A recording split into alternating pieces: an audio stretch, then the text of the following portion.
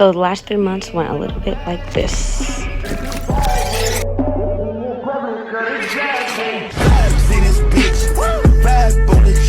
Hey guys, so right now I have my faja on with a pair of jeans. I know a lot of people are against jeans, but I just started wearing them briefly. There's mad space in them. This is how I am shaped. When I get out of this faja, I'm not shaped like this. Like, the faja definitely snatches you, but your body is definitely different in the faja than anything else. This is my bottom. It's very regular. So let's talk about like my pros and cons. We're gonna get straight to the point. I would say a pro that I experienced was that it was cheap. Cheaper than a lot of other people would pay. And with the con to that is that you pay for what you get, so you're not going there for customer service. I know a lot of people will be like, oh, like the bedside manner was great, everyone was really helpful.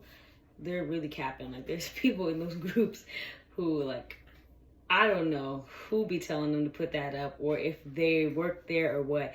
But the whole day I was there, for pre-op, there was not one happy person. And when I came back for my first post-op appointment, like, all the girls were just like in like a group complaining about things that they noticed during the day, or during their experience. A second pro I would say is that about getting my surgery with Vixen plastic surgery is that, and I don't really know if this is just a pro just with them specifically, but once you lock in your price, you are locked in. From what I'm understanding, when I paid for my surgery, I was nervous because I didn't get my labs until like maybe less than 10 days. Like, they kept saying they didn't get them. My doctor's office had faxed them. I faxed and emailed them. I don't know how you didn't get them because, like, the receipt is saying that this number got them. But I will say that as a pro, because even though they want you to have everything 30 days in advance, they still took me on my selected date within getting my paperwork within 10 days. But a con to that is because, like, your word isn't your word, and it's like you guys are so unprofessional. Like, you guys keep just saying you're not getting stuff. So where's it going? Where's all my documents going? I would say a con, because I'm doing just pros and cons as I'm listing them on the top of my head. A con would be that I don't think this man did my surgery. There's nothing but a bunch of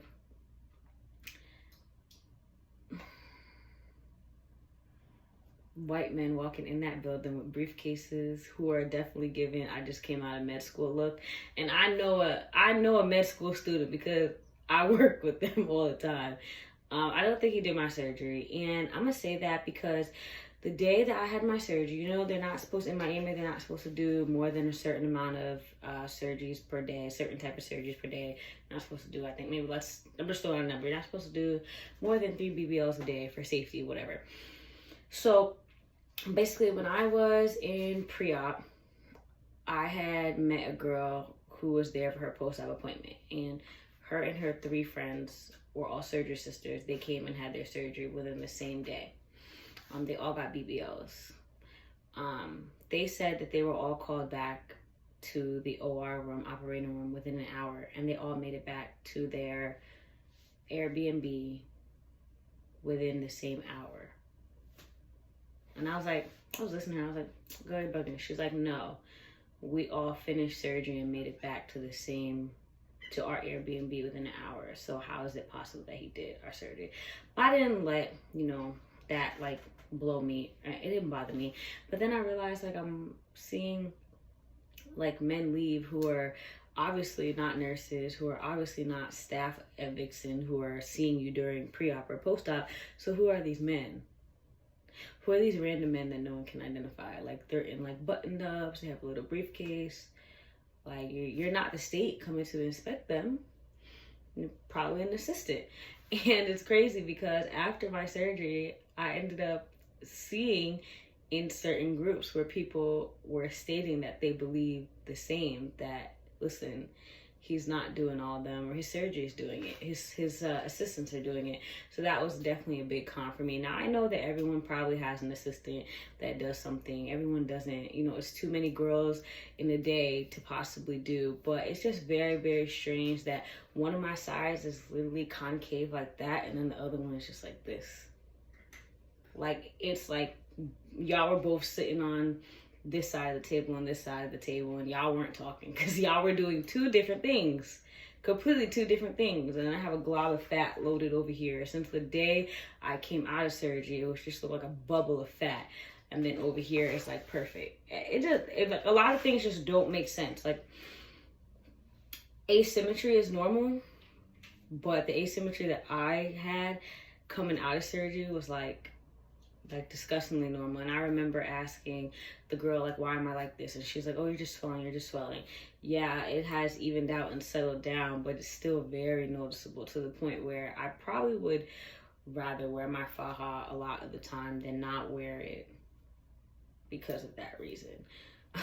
But yeah, look in some of those groups. There's a few people, if the comments are not deleted by now, who are saying, oh yeah, his assistant snatched the F out of me, or oh, I know he didn't do my surgery, blah, blah, blah, blah. He don't see you afterward, so he don't know if you're happy with your results. I don't know if all doctors, actually, I know for a fact that some doctors do see their patients after, and I feel like that's better for your post-op healing.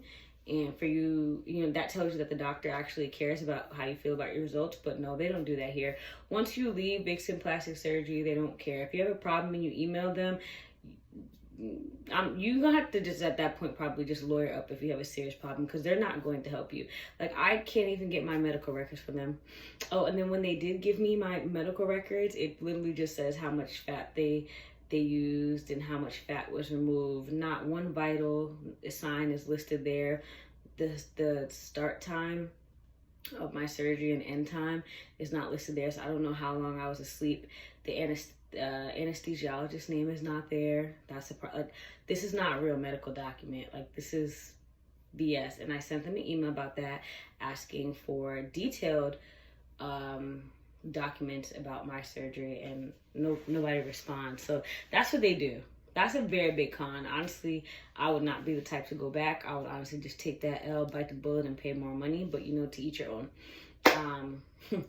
We can get more into that in another video, but I really just wanted to spit that to you guys. And I'm trying to think other pros and cons. Everything else would just be like stuff I learned after surgery.